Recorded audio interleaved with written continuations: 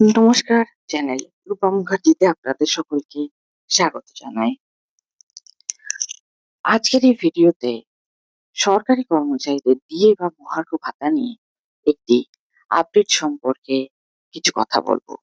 সম্প্রতি সাংবাদিক সম্মেলনে মুখ্যমন্ত্রী শুভেন্দু অধিকারী কেন্দ্র ও রাজ্যের ডিএ ফারাক নিয়ে গুরুত্বপূর্ণ মন্তব্য করেছেন, যা বর্তমানে কর্মচারী মহলে ব্যাপক আলোচনার বিষয় হয়ে উঠেছে।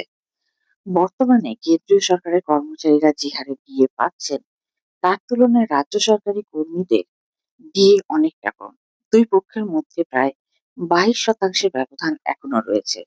দীর্ঘদিন ধরে এই ফারাক কমানোর দাবি জানিয়ে আসছেন সরকারি কর্মচারীরা। বিভিন্ন সরকারি কর্মচারী সংগঠন বারবার আন্দোলন ও প্রতিবাদে কর্মসূচি গ্রহণ করেছেন। সাংবাদিক সম্মেলনে মুখ্যমন্ত্রী বলেন, রাজ্য সরকার কর্মচারীদের স্বার্থে কাজ করতে প্রতিশ্রুতিবদ্ধ।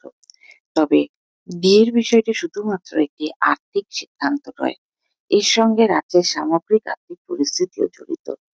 তিনি জানান, রাজ্যের উন্নয়নমূলক প্রকল্প, সামাজিক সুরক্ষা কর্মসূচি এবং জনকল্যাণমূলক খাতে বিপুল পরিমাণ অর্থ ব্যয় করতে হয়।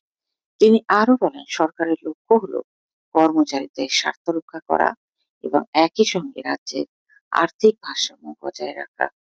তাই ডিএর বিষয়টি গুরুত্ব সহকারে বিবেচনা করা হচ্ছে।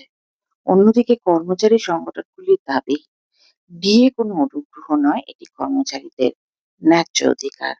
মূল্যবৃদ্ধির সঙ্গে সামঞ্জস্য রেখে ডিএ প্রদান করা উচিত বলেও তারা মত প্রকাশ করেছেন। ফলে আগামী দিনে এই ইস্যু আরো গুরুত্বপূর্ণ হয়ে উঠতে পারে বলেই মনে করছেন বিশেষজ্ঞরা। এখন সবচেয়ে বড় প্রশ্ন হলো, আগামী দিনে কি ডিএ বৃদ্ধির কোনো ঘোষণা আসতে চলেছে? কেন্দ্র ও রাজ্যে ডিএ ফারাক কি কমবে?